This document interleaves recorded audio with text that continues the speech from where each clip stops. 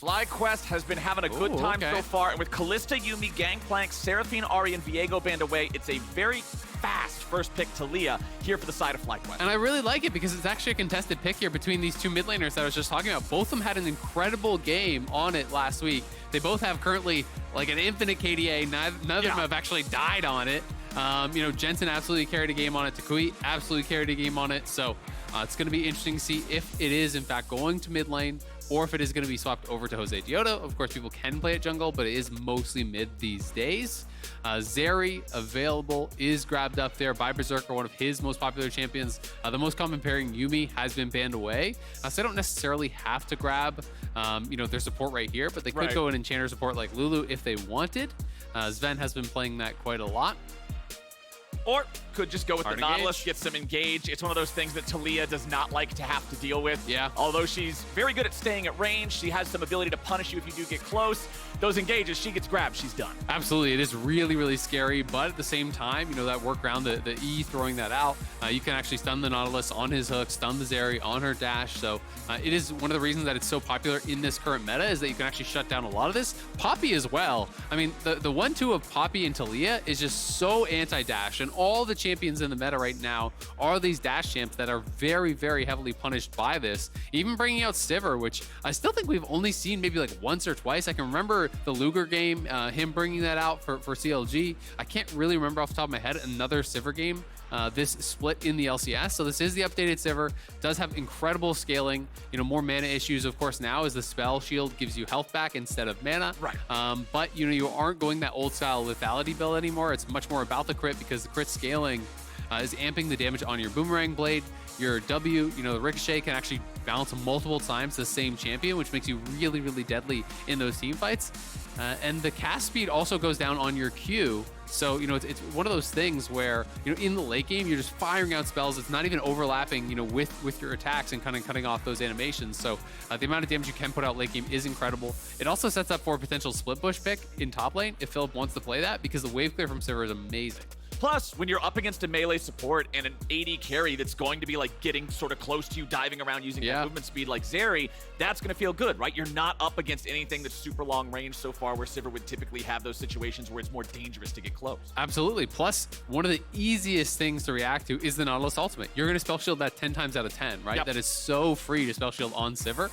Now, C9, though, banning away some of the common engage support. They already have the Nautilus, so they're taking away the Leona and the Alistar, expecting that FlyQuest does need some form of hard engage. And generally, these days, teams are not actually drafting hard engage in top lane, so you're expecting it to be support. There are still, of course, other options. You could go Rakan, you could go Rel, you can go, you know, a lot of different choices here for Aphro, but the most common ones are kind of being taken off the table. Well, C9 look like they're choosing between top laners here as this fourth pick. Okay, so it's going to be Gwen. I'm actually really surprised that they're going top here instead of blinding jungle. So to me, that says you have a conditional jungle pick, right? Like there's no reason to actually blind top lane on 4 when you're on red side, unless Blaber is saying, okay, if they do X or Y, I'm gonna have this surprise pick that's gonna crush the game. Right? Like I'm gonna go fiddle if they go X, right? So one thing I will say though is they have double AP soul laner, so we are kind of looking for an AD jungler, and in that case, I'm not really sure like what the big surprise is going to be. It will be Jax as the answer. This is a scaling counter pick. It's not something that's going to slam the Gwen early on, but you do outscale the Gwen heavily in the 1v1. The mist doesn't really do anything for you because Jax is up in your face inside that with the counter strike, looking to blast you. Taric would be interesting as a support here. Not something we've seen a lot of, and Taric is going to get locked in. So this is a lot of team fight power. And you drop the ulti, you attach to the Poppy or the Jax with your Bastion, use the Dazzle Stun off of them to really kind of be your pseudo-engage. I mean, if you have a team fight that has Taric in it, his ultimate takes over a team fight, right? It makes everything very difficult. And then you also have Jax that you're betting on for scaling for this side lane. FlyQuest seems like they are going to have the power of that scaling as the game goes forward with those two champions here. And this is going to be really exciting. The first Olaf of the year, or of the split, I should say, for Blaber. Olaf had been, after the mini rework, very much so a top laner. It got a number of top lane nerfs. It's got some jungle buffs now. So now it is a viable jungler. And this is, I would say, Blaber's probably his best champion historically in the LCS. He has an almost 83% win rate, 17 games played, a 7.4 KDA across his career. Blaber is known for running over games on this. And it's going to be a really interesting one because you can just pop the ulti, fly in there with the support of the Orianna, really look to get aggressive onto some of these squishy champions. Sivir, Taliyah could struggle to really kite out this Olaf, so we'll see if Blaber can get ahead of the pace of the... All right, on to Summoner's Rift as our mid laners come face to face. Lots of eyes here on this matchup. Isaac, both of these guys have the power to put the game in their team's hands. Absolutely. It's going to be a really exciting one. As I said, incredible Taliyah games from both these players last week. The toucouille gets it this time around. When you think of Jensen, I talked about historically, what would you say, Blaber's best champ is? Most people will point to the Olaf. For Jensen, it's pretty much guaranteed to be his Orianna. 84 games played, 72.6% win rate. That is absurd. This guy has always delivered on it, and he's been one of those rare players that doesn't seem to need the setup to land those shockwaves. He always seems to find the angle to really deliver with that. He's such a beast in the team fights on it. So it's going to be exciting to see how he can perform here. He is playing Flash Ghost, so it is not TP. It is much more about the movement spells here, about being able to kind of weave in and out. And against these melee champions, it is really important to have that move speed advantage. And as the minions are about to collide, let's hear what toucouille has to say about his opponents for today's game.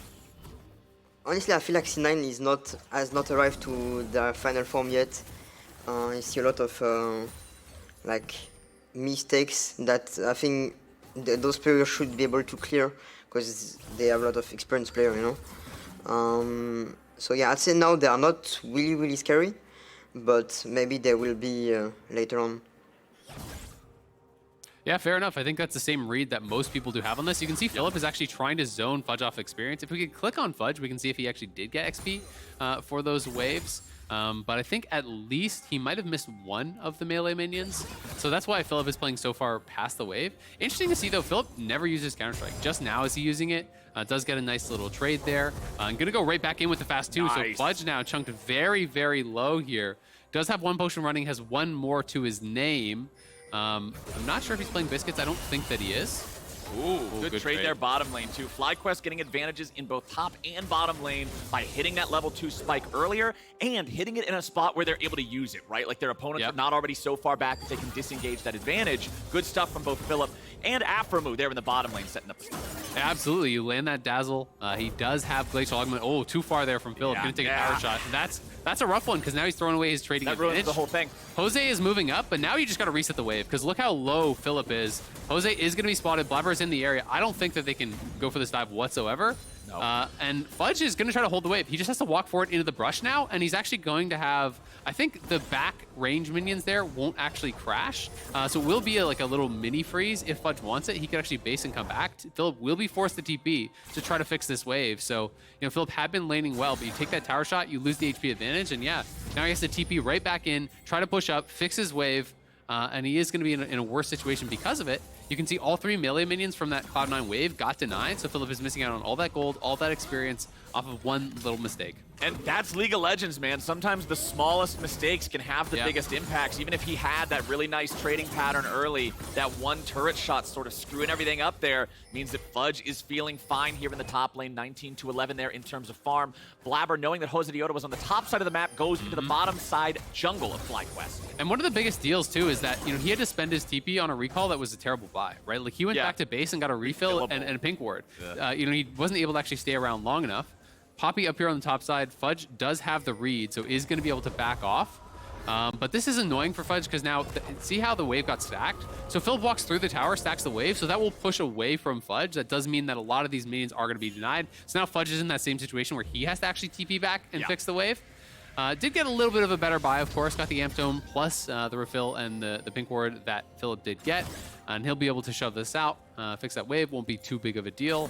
And Philip, unfortunately, goes back to base. Still has no buy. So a little bit of an awkward situation here early on. But still, in this matchup, you are more playing for the long game. You're playing to outscale, looking towards multiple items. If you really want to build for that 1v1, you can even go things like Wit's End, which are super effective. You're not only against Fudge, but Jensen's in there too. And Zeri even has quite a bit of magic damage. So I think Wit's End is actually a very good buy there for Philip this game, but we'll see if he wants to go it because a lot of people do just like to rush straight towards their Mythic or Blade the Rune King these days. If you go Bork first, then you don't really want to go Wit's End second. You don't want to play your Mythic third. So I'm kind of expecting it to either just be like a Triforce rush or a Bork into Triforce Rush. And as we have a little bit of vision placed down here in the topside jungle by Fudge, who's using the opportunity of that crashed wave to try to keep an eye on the enemy jungler, JoseDeodo will be heading into his topside jungle now, only just now clearing that blue buff away, so a bit of a delayed take here in the jungle.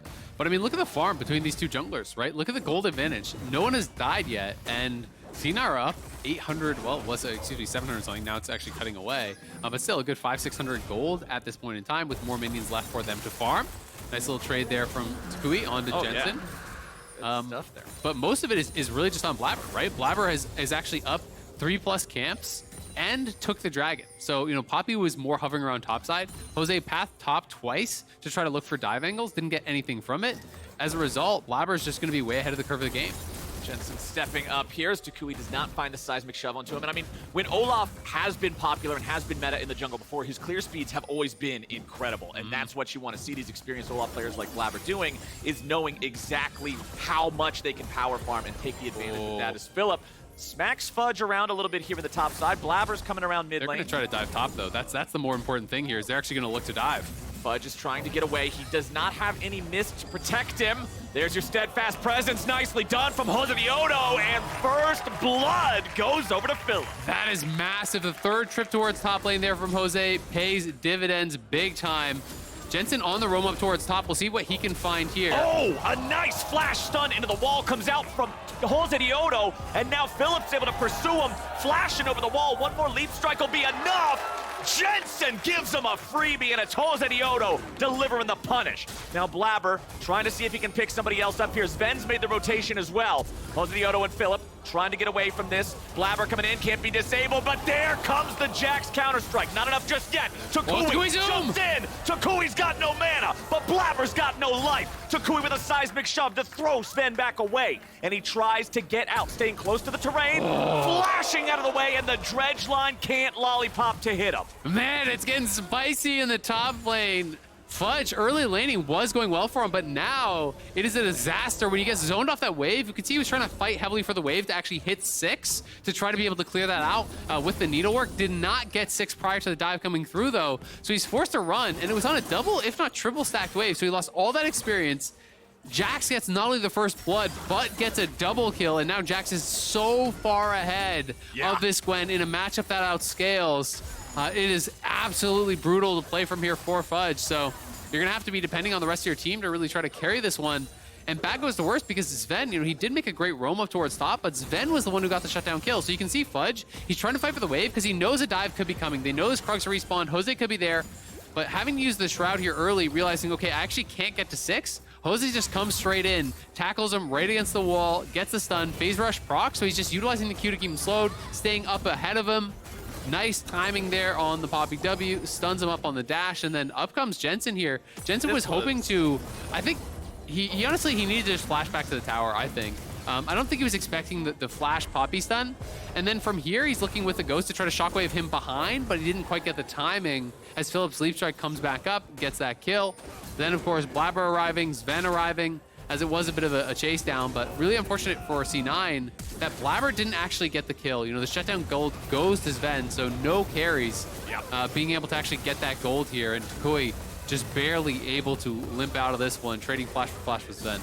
A nice job there on the seismic shove, and then as he flashes away, flashing in a straight line, just barely getting out of the maximum range of the dredge line. Had to have a little bit of sweat on his forehead after that one came out. Look at the goal between Fudge and Philip. You see the FTX total gold.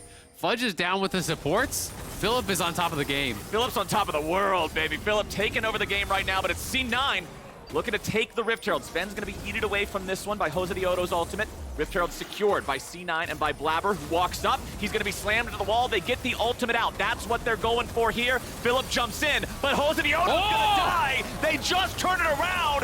FlyQuest is free food, and Cloud9 just won the game. How many times have you seen Blaber do this on Olaf?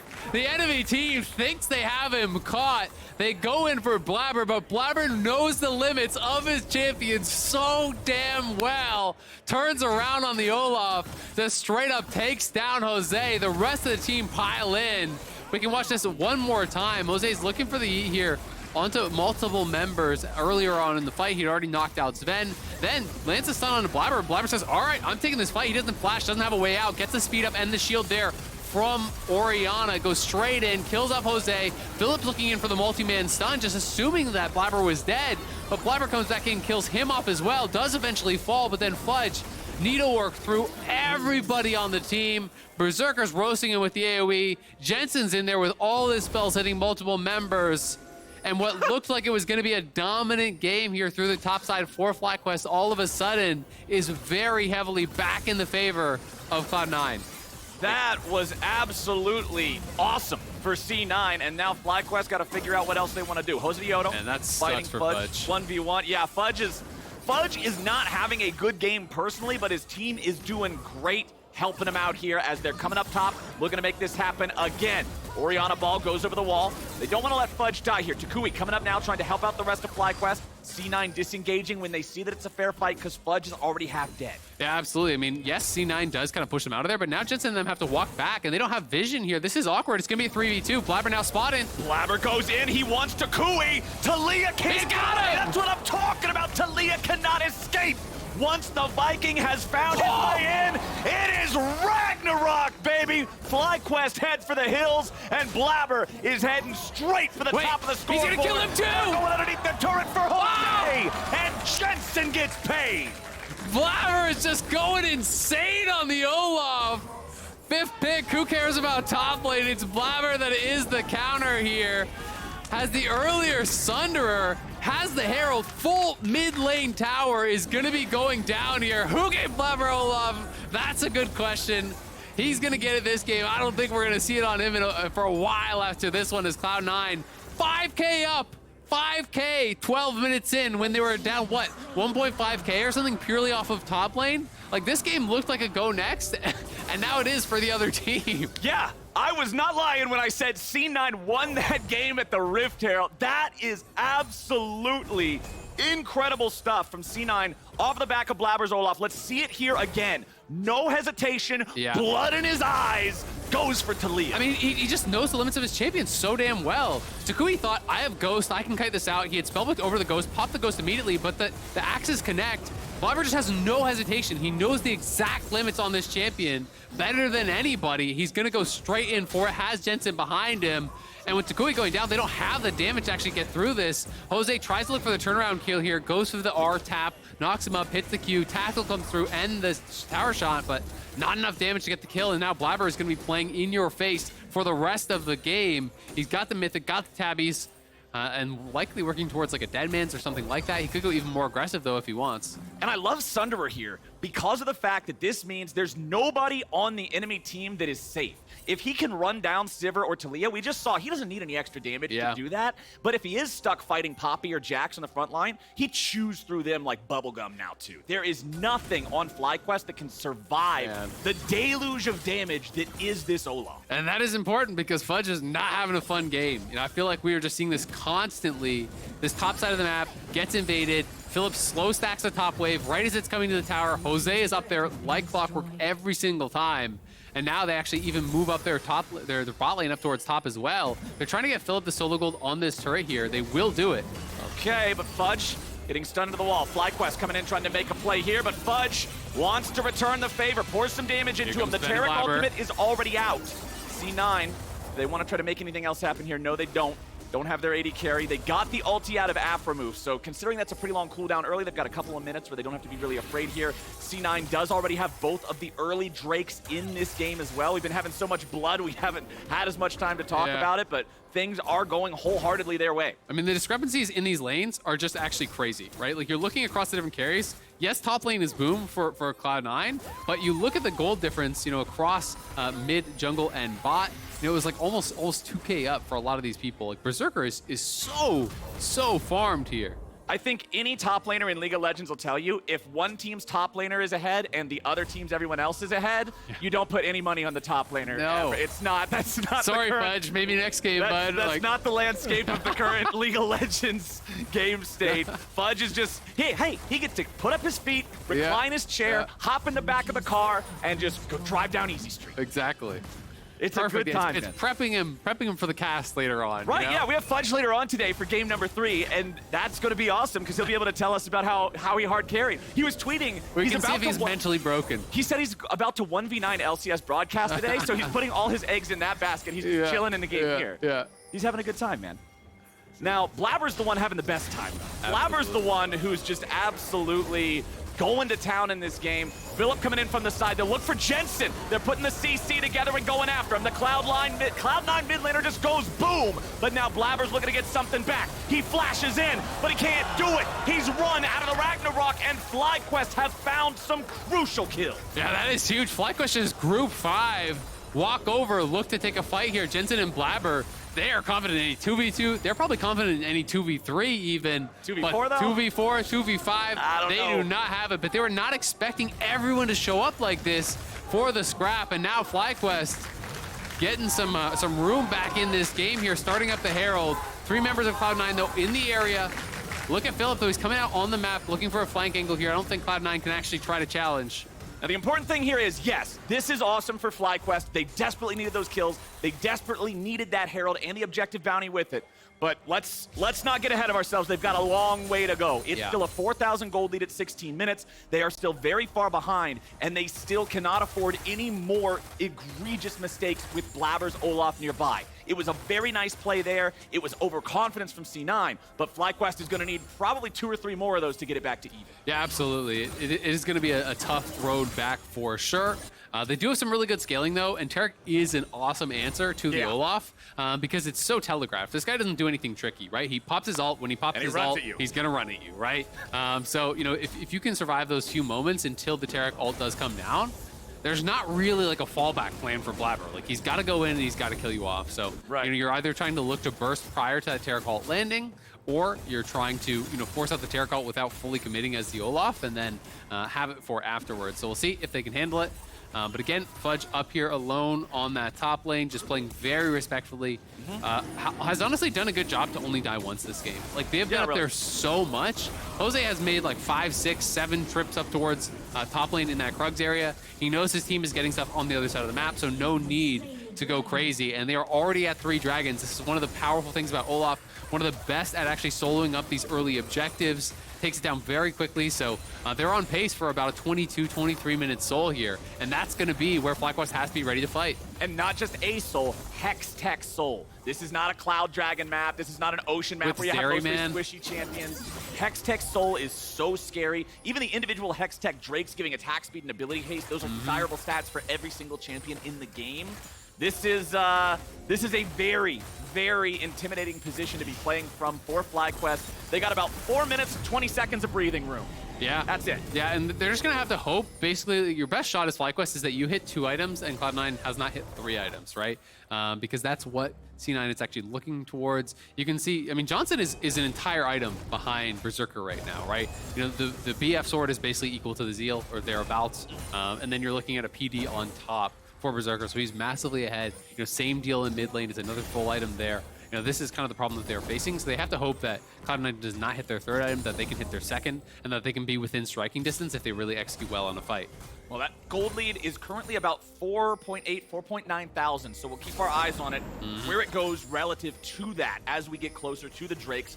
Remember that we still have the Eye of the Herald in the inventory of JoseDeodo. It is running out of time. It will not last long enough to be deployed during that dragon spawning, so they can't wait and try to go for that sort of an angle.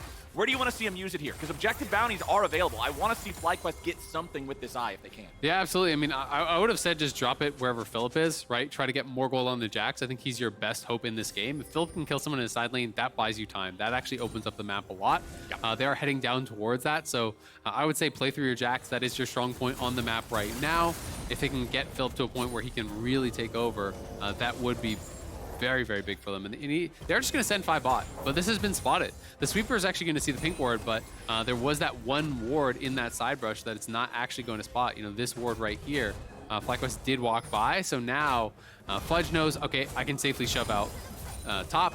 Berserker pushes out mid. They are going to drop the Herald here, but it's just going to be for the charge and not actually going to try to stay around and cash out on the tower. Yep, Jensen and Zven both down here to protect this one. There comes your charge. Not quite enough to take the turret down, so no objective bounty money coming back in. The gold lead a little bit higher than it was a minute ago here for the side of C9 as they'll continue maintaining control over this bottom of the map area. You can see the vision game right now. All the wards from FlyQuest are placed down on their own half of the map. They are very much in full defense mode right now. They know how dire this game state is, and they can't be making unnecessary risks. So Philip does have the wit's end now. He did a little bit of a different build than I've been seeing. You know, obviously going for Sunderer. Sunderer is always really popular in pro because it's just kind of slightly more tanky. I have been seeing a lot more Triforce these days in solo queue. Yeah. Triforce is getting a lot more popular. It's kind of higher DPS option. But Sunderer, wit's end, really strong 2 items here against Fudge, against Jensen, really against the whole squad. And as you start to hit, 13, you have max out on the leaf strike, so the cooldown becomes very low there on your Q, on your E. And that's when you can actually start team fighting more, once you have levels, right? Once the cooldown is low. Because early on in the game, it's like you leaf strike in, use your counter strike, they get away, you have nothing else to really be able to follow up. But once you have some CDR, once you have those levels, it becomes much easier to constantly be leap striking forward and actually sticking to some of these hard to get to targets. I mean, that's one of the reasons behind Jax's incredible scaling capabilities, right? It's the fact that all 3 of his spells really just feel so good with lower cooldown, but they all start out with not that great cooldown. I mean, W is pretty much half a spell with at level 1. Like, you get 30 extra damage on your stupid bonk and an auto attack reset. Like, that's junk. But once it's level 5, it's so scary. It adds so much DPS. Yeah, absolutely. I mean, that obviously the passive autos as well, right? All kind of in there. Again, back up towards top side.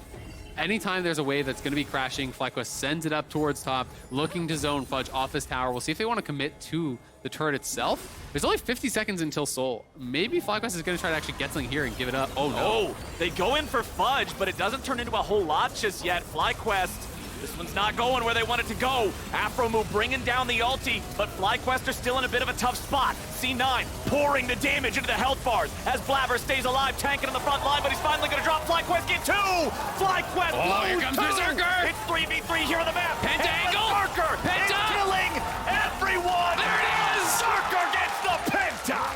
Berserker popping off! You could see it happening! He saw the angle. Taric ultimate expires. He had held his ulti the whole time there. Pops it up. He's shredding through FlyQuest. Cloud9 knocks him down. They're going to get the soul as well here. Berserker going off in that fight. Pentakill, Hex, Soul demands counting straight to victory. Let's see it again. They try to pull off the dodge here, but the counter-strike expired before the flash there from Philip. The misexecution means Fudge just walks it out. Then Berserker over the wall here, gets right in on Johnsun. The Taric ult lands, so he just waits it out. As soon as the Taric ult expires, he pops the R over the wall, hitting multiple people here, and then just shredding through them. As they start to actually look to retreat, he has the E back up again. He has tons of stacks on the ulti. He hits multiple members here with the zap, then dashes back in with the E, so now he has the AoE activated again, shredding through the Taric. Turns on to Johnsun as soon as toucouille goes into the stasis, gets the Quadra, and has the damage to finish him off for the Penta. Jensen standing and watching, cheering on the team. Beautifully done. Whoa! Jensen didn't even bother throwing out an auto attack. He was like, nope, this is your moment, bro.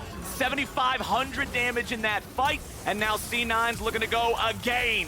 Blaber throws out the axe. He pops the ulti. He's trying to keep hitting the damage, but unfortunately, that ult expires a lot faster than it used to if you're not hitting them. Yeah, you gotta be up on him, and you can keep that active, but if not, it does not work out.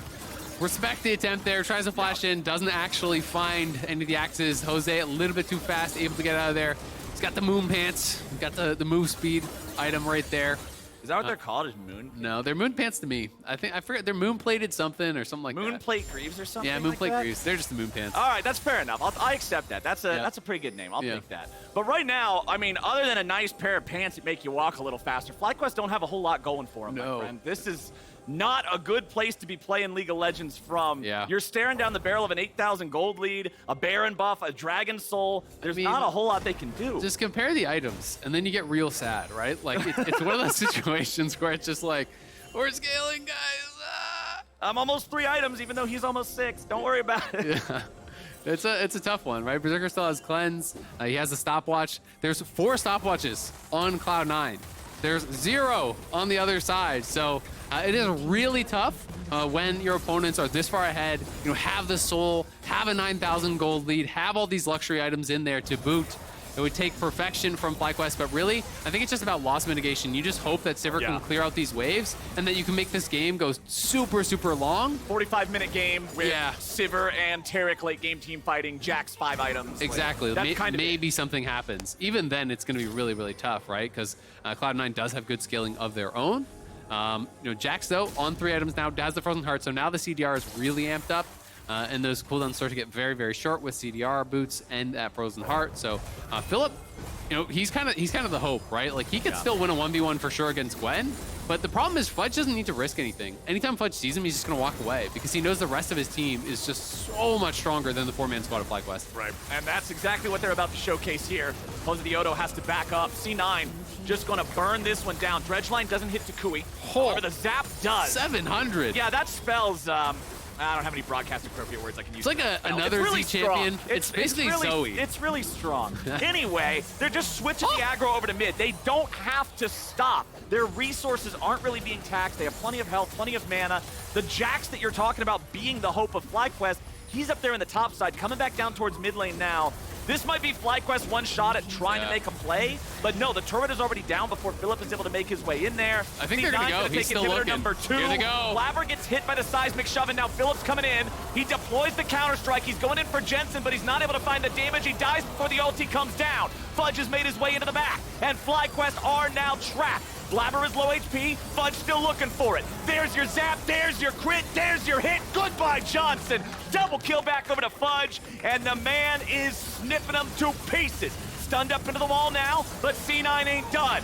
Fudge is not afraid to die for the team. The minions are gonna tank up the turret, so we won't even have to. JoseDeodo wants to come in there and try to grab some sort of a kill to do something, but it won't work. And C9 dismantle FlyQuest. What an exciting game, man. Action start to finish in this one. Cloud9 stomping through FlyQuest. FlyQuest had the smart early game plan, really put Fudge behind, but it was the team fighting from Cloud9 that reigned supreme.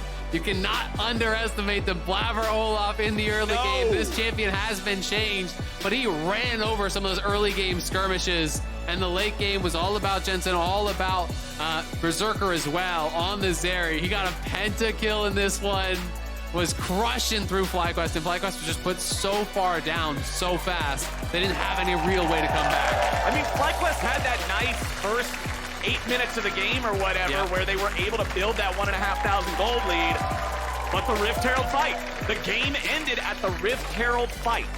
5 for 1. You take that trade, and I'm not an expert. I'm not a gambling man. When I go to Vegas, I just eat food. But you know what? I'll put money on that every single time. 5 to 1, you take those. Absolutely, man. Cloud9 looking great today. So even Fudge got to have some fun at the end of the game. Gets a triple kill right at the very end after being zoned off the tower for what felt like 20 minutes straight. Not allowed to really play the game in the 1v1 whatsoever. The game plan really clear for FlyQuest, but just not actually being prepared for that Olaf. The 5th pick here for Cloud9 really caught him off guard, crushes through him in those early skirmishes and in those team fights. And Blaber Olaf is a terrifying thing to behold. My friend.